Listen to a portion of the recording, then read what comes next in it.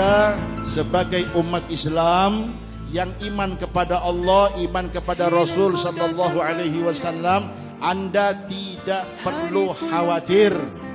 Ya, tidak usah takut, tapi Anda jangan menantang virus.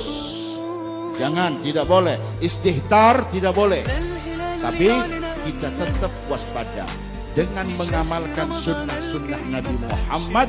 Insya Allah kita akan dijauhkan, diselamatkan dari wabah yang lagi merebah di dunia. Dengan apa? Dengan mengamalkan istiqomah sunnah Nabi Muhammad. Mereka lagi geger Bapak Ibu. Virus, bagaimana cara menangkal virus? Bagaimana antisipasi virus? Ternyata yang mereka dapatkan untuk menyelamatkan diri dari virus dengan mengamalkan sunnah-sunnah Nabi Muhammad. Cuci tangan yang benar sampai dikeluarkan cuci tangan standar WHO. Ternyata caranya sudah dicontohkan oleh Nabi 14 abad yang lalu. Tahlilul asabi'. Itu Nabi ajarkan. Ad-dalku, at-tadlik. Ta'ahudul ma'atif. Awas. Ya, Anda selalu nih yang mengkerut nih. Gosok. Ya, kaki, tangan juga. Yang jelas tangan, karena virusnya lewat tangan. Kemudian virus itu juga dikatakan bahwa virus itu menularnya lewat pernafasan. Mereka geger. Apa? Tidak boleh kering. Ya, Anda harus bersih. Subhanallah. Nabi Muhammad sudah ajarkan apa? Matmadah, kumur. Dan sunnah Nabi mubalaghah fil matmadah. Bagaimana? Anda kumurnya jangan biar virusnya. Ya. Nah, lagi Nabi jauh-jauh hari Nabi sampaikan, idza qama ahadukum min naumihi falyastanshiq thalathan. Istinsyak, menghirup air. Masukkan air ke dalam hidung 3 kali lalu dibuang. Sekarang geger semuanya. Sarannya supaya selamat Anda harus bersihkan hidung. Nabi Muhammad jauh-jauh hari setiap bangun tidur, setiap wudu. Kalau sholatnya 5 kali, wudunya 5 kali, bangun tidur sekali, 6 kali itu minimal. Kalau Anda setiap pegang air, Anda tidak akan ada virus. Ya, jangankan virus, dosa aja rontok. Dosa rontok, apalagi cuman virus kecil. Ya, tambah lagi, ini yang terbaru nih kemarin nih, hari ini apa? Ada yang anjurkan Bapak Ibu, Anda kalau ingin selamat dari virus karena itu lewatnya lewat pernafasan, maka usahakan jangan lepas siwak. Karena dalam kayu siwak ada kandungan yang bisa membunuh bakteri dan kuman termasuk virus. Itu ya upaya menyelamatkan diri dari virus yang informasinya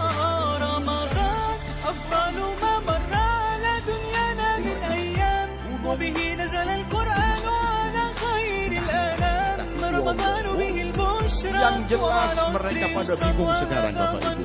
Tapi Anda sebagai seorang mukmin, muslim, umat Muhammad, Anda harus dengan Anda harus bisa lebih mengamalkan sunnah Nabi Muhammad. Jangan seperti mereka-mereka yang imannya tipis, imannya keropos. Dengan virus justru mereka semakin jauh dari sunnah Nabi Muhammad. Yang sebelumnya kalau salaman, sekarang salamannya sunnah Nabi ditinggal. A'udzubillah. Iya. Dulu salamannya begini. Kenapa? Karena Nabi sunnahkan al-musafahah. Iya, sunnah.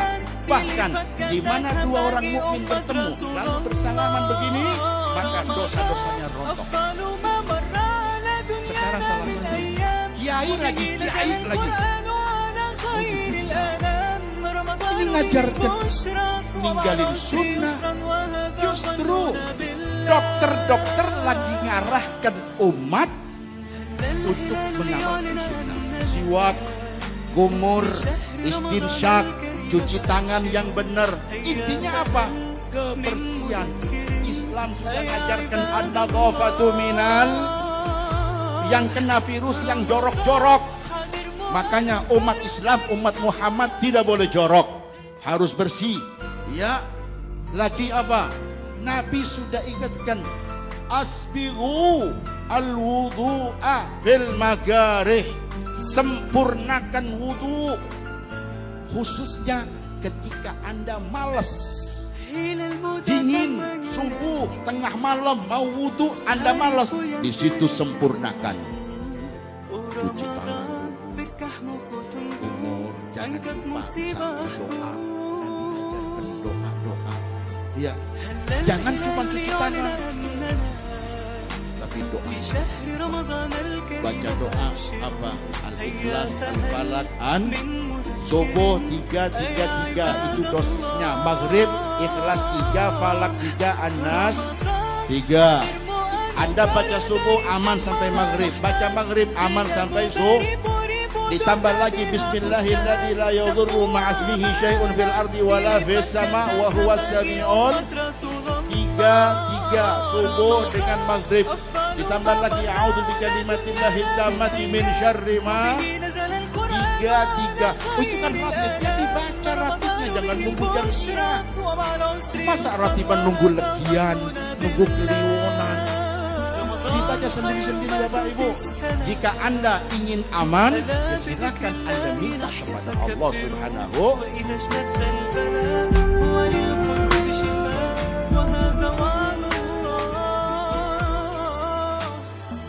Bagi orang yang sehat, maka laksanakan al-himyah, pencegahan diri untuk mempertahankan sehat, jangan sampai sakit.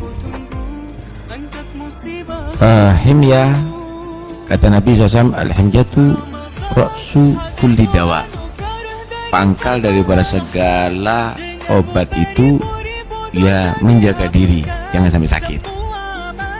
Jangan datang ke tempat yang membuat sakit, jangan memakan, meminum yang bisa membuat sakit, jangan bersikap, berperilaku atau yang bisa membuat sakit. Itu yang pertama. Bagi yang terduga, jangan berprasangka buruk. Yakinlah kamu itu adalah orang yang mau disembuhkan sedini mungkin. Sedini mungkin. Karena itu jangan ketakutan kalau kena corona, kena beneran nanti, itu berarti suudon. Prasangka buruk kepada Allah Subhanahu wa taala. Yakini saya akan sembuh. Nah, itu akan bisa membuat kekebalan tubuh juga dalam tubuh kita. Itu husnudzon kepada Allah. Ana 'inda dhanni 'abdi bi falyadun nabi ma sya', kata Allah dalam hadits qudsi. Aku ini juga akan menentukan sesuai dengan prasangka hambaku. Prasangka buruk sama Allah, saya bakal sakit beneran ente. Nah ente, saya akan sembuh. Saya sembuh, saya tidak sakit. Insya Allah, ketika Anda terduga tadi itu, sebentar lagi ternyata Anda negatif, bukan positif. Bagi yang memang sakit, kesempatan Anda untuk bisa bersabar, karena sabar itu adalah kunci untuk kesuksesan. As-sabru miftahul faraj. Kesabaran itu kunci untuk kesuksesan. Termasuk bagian sabar, Anda berobat. Termasuk diisolasi, itu juga bagian kesabaran. Terima itu dengan sabar. Patuhi itu bagaimana cara pengobatan untuk kesembuhan. Di situ nanti akan datang bantuan dari Allah Subhanahu wa ta'ala. Bagi yang sudah ditakdir meninggal dunia karena itu, maka jangan dihinakan. Orang itu bukan karena penyakit menghadap kepada Allah SWT, tapi karena hati. Kalau hatinya sakit, baru dia masuk neraka. Illa man atallaha biqalbin salim. Jangan-jangan itu orang yang baik, orang yang baik, tapi memang diuji oleh Allah dengan itu penyakit. Karena itu jangan-jangan nanti yang menghinakan orang tadi itu dia menghadap kepada Allah dengan hati yang sakit, karena dia telah menghinakan orang yang soleh. Sebagaimana tadi yang sudah saya bawakan, dia akan mendapatkan pahala orang mati syahid. Nanti kumpulnya nanti dari kiamat bersama orang-orang mati syahid, bersama Sayyidina Hamzah, bersama Nabiullah Yahya, Nabiullah Zakaria yang mereka mati syahid. Karena itu nggak benar menghinakan itu semuanya. Bagi yang punya kemampuan, ayo, saatnya Anda membantu sekarang. Nih, untuk beli masker aja kebingungan orang duitnya sekarang. Ayo kita bantu. Nggak usah beli masker yang mahal-mahal, buat sendiri masker. 2.500, 3.000 jadi. Kita bagi kepada mereka. Anda semuanya jika mendapatkan amarat masker jangan dijual, pakai. Itu untuk kesehatan Anda. Sehat Anda itu lebih mahal daripada materi Anda. Ma'uti abdun ba'dal iman afdal minal afiyah. Tidak ada kenikmatan yang diberikan oleh Allah Subhanahu wa ta'ala setelah menjadi orang beriman lebih afdal daripada al-afiyah, menjadi orang yang sehat wal-afiyat. Karena itu jaga kesehatan bagi yang mampu. Bagi para dokter, sudah mereka berjibaku dalam masalah ini, tapi ketahuilah bahwa ibadah Anda yang paling afdal adalah bukan memperbanyak sholat sunnah, bukan memperbanyak zikir, tapi menolong orang-orang yang lagi kesakitan sekarang. Jadikan itu adalah bukan hanya sekedar satu pekerjaan untuk mendapatkan bayaran, tetapi jadikan itu semuanya ada ketulusan Anda untuk mendapatkan pahala dan pertolongan dari Allah Subhanahu wa ta'ala. Bagi pemerintah, saatnya Anda buktikan kepada rakyat bagaimana rakyat itu adalah membutuhkan aturan Anda yang bisa menjamin kesehatan fisik maupun kesehatan moral. Ya, sekarang kesehatan fisik bagaimana semuanya tadi itu dijaga. Jangan sampai ada kerumunan, jangan sampai di situ ada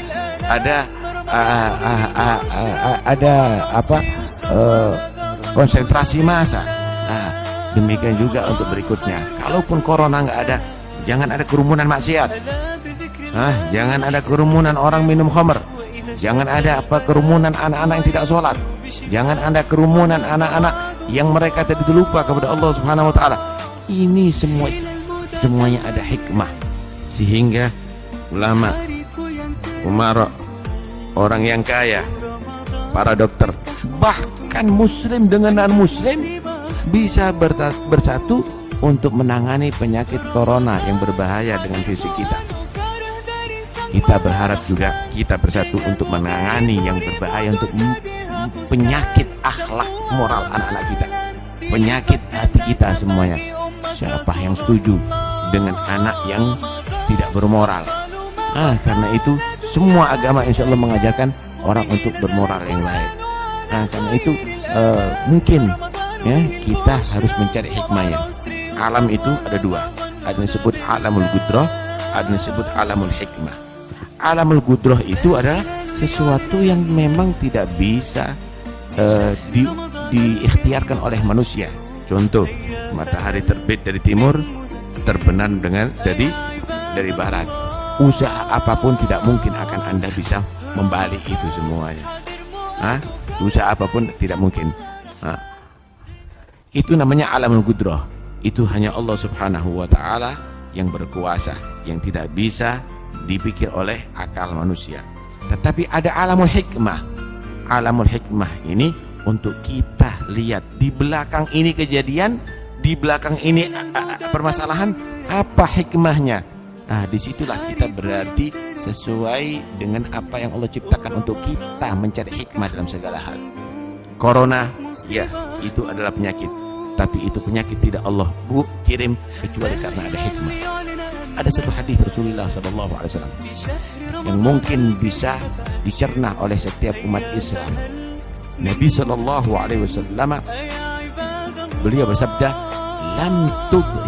lam tadhharil fahishatu fi qaumin qad illa ba'athallahu ilaihimut ta'un wal auja' allati lam takun madat fi aslafihim alladziina madaw. Tidaklah terjadi perzinaan, lesbian, homoseksual,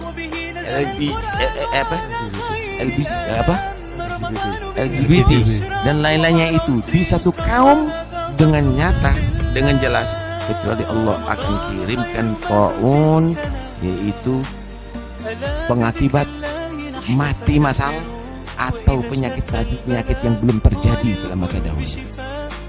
Ini semuanya Allah tampakkan untuk kita kembali.